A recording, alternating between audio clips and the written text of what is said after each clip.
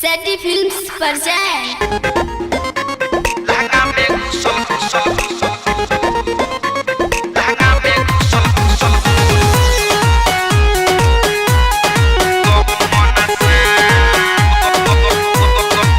Music by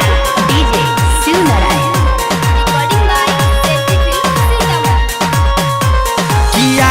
रे बाप रे हे बाप लहंगा में घुसल गहूँ मन सा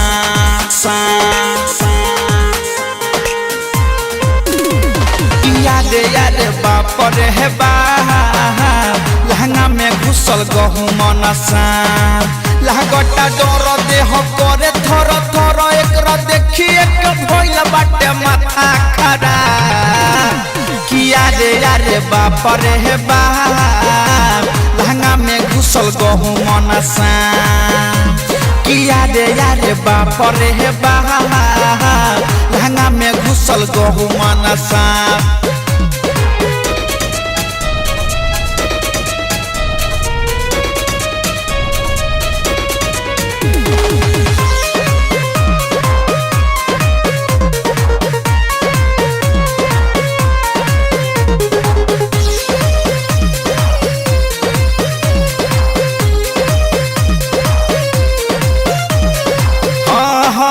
सजिया पसुतल रहनी गईनी डेराई लहंगा में हमारा गईल समाई रे सखी सजिया पसुतल रहनी गईनी डेराई लहंगा में हमारा गईल समाई मोटे लह में बरका रहे देखिए के भगनी जहे तहे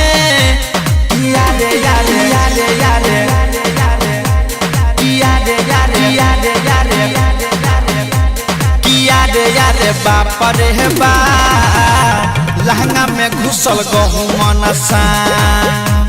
किया रे बाप रे बाप लहंगा में घुसल गहूँ मन सा लहगटा डर देह करे थर थर एकरा देखिए के भइल बाटे माथा खराब किया रे बाप रे बाप लहंगा में घुसल गहूँ मन सा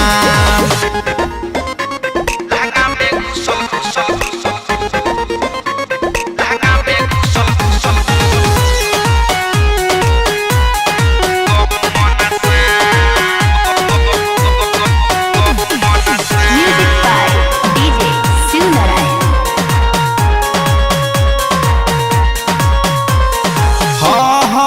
पवन पूरा बैया के बतिया बतैनी राइटर संजीत के जल्दी बोलैनी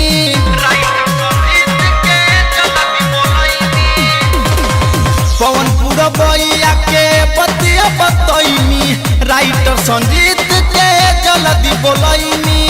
और मुकेश रंजित बारा है मारे लौकरा भाला मंगैनी किया रे आहा आहा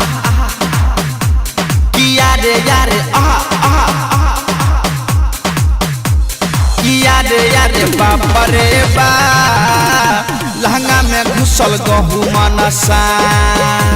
किया रे बाप रे बाप लहंगा में घुसल गहूँ मन सा